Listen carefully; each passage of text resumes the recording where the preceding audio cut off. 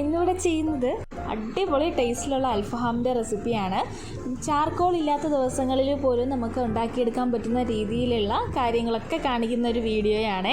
അപ്പോൾ ഈ വീഡിയോ ഇഷ്ടമാവുകയാണെങ്കിൽ സബ്സ്ക്രൈബ് ചെയ്യാത്തവരൊന്ന് സബ്സ്ക്രൈബ് ചെയ്ത് കൂടെയുള്ള ബെല്ലൈക്കണും കൂടി ഒന്ന് പ്രസ് ചെയ്തേക്കണേ.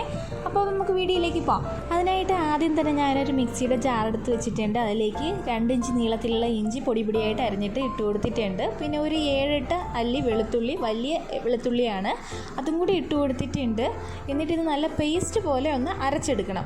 അതിനായിട്ട് വെള്ളം ചേർക്കുന്നതിനേക്കാളും ഞാൻ എപ്പോഴും ചേർക്കുന്നത് ഒരു നാരങ്ങയുടെ പകുതി, നല്ല നീരുള്ള നാരങ്ങയുടെ പകുതിയാണ് എടുത്തിട്ടുള്ളത്. അത് വെച്ചിട്ട് നല്ല പേസ്റ്റ് രൂപത്തിൽ ഒന്ന് അരച്ചെടുക്കണം. അപ്പോൾ എല്ലാ മസാലയും ഞാൻ ഈ മിക്സിയുടെ ജാറിലോട്ട് തന്നെയാണ് ഇട്ടിട്ടൊന്ന് പേസ്റ്റാക്കി എടുക്കാൻ പോകുന്നത്. അതിനായിട്ട് ഞാൻ ഇതിലേക്ക് 1 ടേബിൾ സ്പൂൺ മുളക് പൊടി, 1 ടേബിൾ സ്പൂൺ തന്നെ മല്ലിപ്പൊടിയും കൂടി ചേർത്ത് കൊടുക്കുന്നുണ്ട്. അതിൻ്റെ കൂടെ 1.5 ടീസ്പൂണോളം കുരുമുളക് പൊടിയാണ് ചേർത്ത് കൊടുത്തിട്ടുള്ളത്.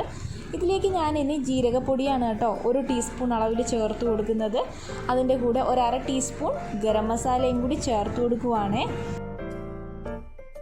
ഈ ഒരു ചിക്കൻ ആവശ്യത്തിനുള്ള ഉപ്പും കൂടി ചേർത്ത് കൊടുക്കുന്നുണ്ട്. അപ്പോൾ അതും ചേർത്ത് കൊടുത്തിട്ട് ഞാനിവിടെ ഇതിനകത്തോട്ട് 1 ടീസ്പൂൺ അളവിൽ കസ്തൂരി മേത്തി, ഉലുവയുടെ ഇല ഉണ്ടല്ലോ, അതാണ് നന്നായിട്ട് കയ്യിൽ വെച്ച് തിരുമിയിട്ട് ഇതിനകത്തോട്ട് ഇട്ട് കൊടുക്കാൻ പോവുകയാണ്. ഞാനിവിടെ 4 ടേബിൾ സ്പൂൺ നല്ല കട്ട തൈര് എടുത്തിട്ടുണ്ട്. അതും കൂടി ഇതിനകത്തോട്ട് ഇട്ടിട്ട് നല്ല പേസ്റ്റ് കുഴമ്പ് പോലെ ഒന്ന് അരച്ചെടുക്കുന്നുണ്ട്. അപ്പോൾ അത് അവിടെ അരച്ചെടുത്ത് വന്നിട്ടുണ്ട്. ഇനി ഈ പേസ്റ്റ് ഞാനിവിടെ കഴുകി ഡ്രെയിൻ ചെയ്ത് വെച്ചിരിക്കുന്ന 700 ഗ്രാം ചിക്കനാണിത്. അപ്പോൾ ഇതിലേക്ക് ഞാൻ നന്നായിട്ട് കഴുകിയിട്ട് ഇതുപോലെ വരഞ്ഞു കൊടുത്തിട്ടുണ്ട് കേട്ടോ, മസാലയൊക്കെ നന്നായിട്ട് പിടിക്കാനായിട്ട്. അപ്പോൾ മസാല മുഴുവനും ഞാൻ ഈ ഒരു ചിക്കനിലോട്ട് നന്നായിട്ട് തേച്ച് തിരുമ്മി പിടിപ്പിക്കാൻ പോവുകയാണേ. ഈ മസാലയെല്ലാം നന്നായിട്ട് തേച്ച് പിടിപ്പിച്ചതിന് ശേഷം ഇതിനകത്തോട്ട് ഒരു സാധനവും കൂടി ചേർത്ത് കൊടുക്കാനുണ്ട് കേട്ടോ. അപ്പോൾ ഇതെല്ലാം കൂടി ചേരുമ്പോഴാണ് നമുക്ക് ആ ഒരു നല്ല കറക്റ്റ് കടയിൽ നിന്നൊക്കെ വാങ്ങിക്കുന്ന ആ ഒരു രീതിയിലുള്ള മണവും ടേസ്റ്റൊക്കെ വരുന്നത്. അപ്പോൾ അതും കൂടി വരാനായിട്ട് ഞാനിവിടെ ഒരു ഇൻഗ്രീഡിയൻറ്റ് ചേർക്കാൻ പോവുകയാണ്.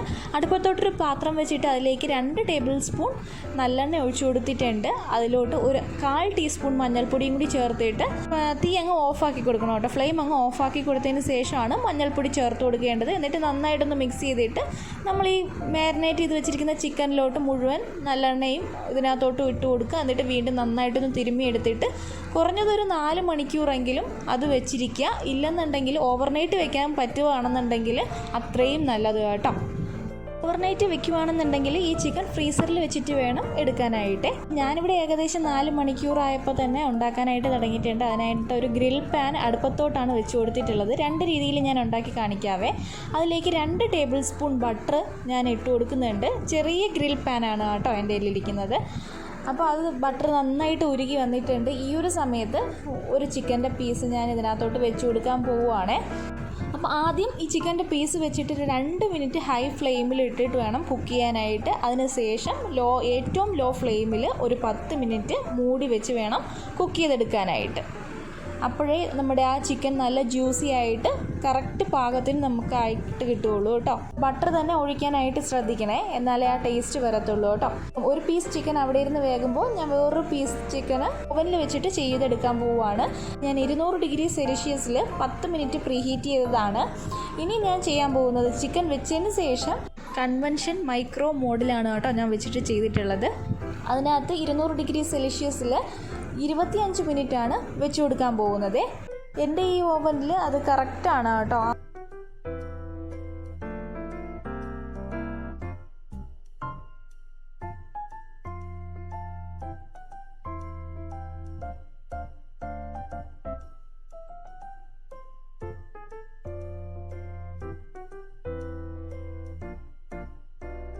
അപ്പോൾ അതവിടെ ഇരുന്ന് ആകുന്ന ടൈം കൊണ്ട് ഇവിടെ 10 മിനിറ്റ് കഴിഞ്ഞപ്പോൾ ചിക്കൻ്റെ ഒരു സൈഡ് നന്നായിട്ട് വെന്തിട്ടുണ്ട്. ഇനി മറിച്ചിട്ട് കൊടുത്തിട്ട് വീണ്ടും ഇതുപോലെ തന്നെ 10 മിനിറ്റ് മൂടി വെച്ച് ഒന്ന് കുക്ക് ചെയ്തെടുക്കാം, അതും ലോ ഫ്ലെയിമിൽ.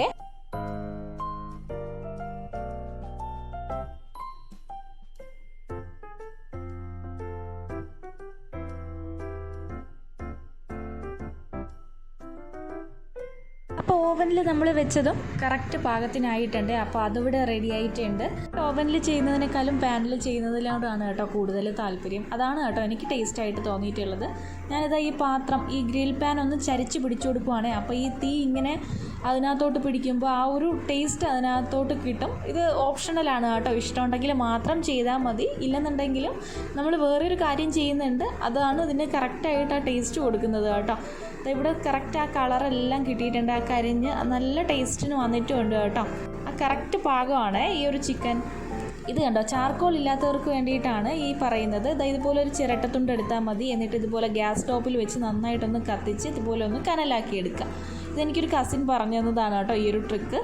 അപ്പോൾ എന്നിട്ട് അതിനകത്തോട്ട് നമ്മൾ ചാർക്കോളിൽ ചെയ്യും പോലെ തന്നെ കുറച്ച് വെജിറ്റബിൾ ഓയിൽ ഒഴിച്ചു കൊടുക്കുക. എന്നിട്ട് പെട്ടെന്ന് അങ്ങ് മൂടി വെച്ച് കൊടുക്കുക. കുറച്ച് നേരം കഴിയുമ്പോൾ അത് മൂടി തുറന്ന് നോക്കുമ്പോൾ ആ ഒരു പുകയുടെ സ്മെല്ലൊക്കെ നന്നായിട്ട് കിട്ടി. നമ്മുടെ ആ ഒരു ചിക്കൻ കറക്റ്റ് പരുവത്തിനായിട്ടുണ്ട്. അടിപൊളിയായിട്ടുള്ള ജ്യൂസി ആയിട്ടുള്ള സോഫ്റ്റ് ആയിട്ടുള്ള ചിക്കനാണ്. ഇത് ഞാൻ തന്നെ ഉണ്ടാക്കിയ മയണൈസാണ് കേട്ടോ, എഗ്ലെസ് മയണൈസാണ്. അടിപൊളി ടേസ്റ്റാണ് കേട്ടോ ഈ ഒരു കോംബോ. ഞാനിത് ഉറപ്പായിട്ട് ഈ മയണൈസിൻ്റെ റെസിപ്പി അപ്ലോഡ് ചെയ്യാവേ. ഈ റെസിപ്പി എല്ലാവരും ഒന്ന് ട്രൈ ചെയ്ത് നോക്കണേ.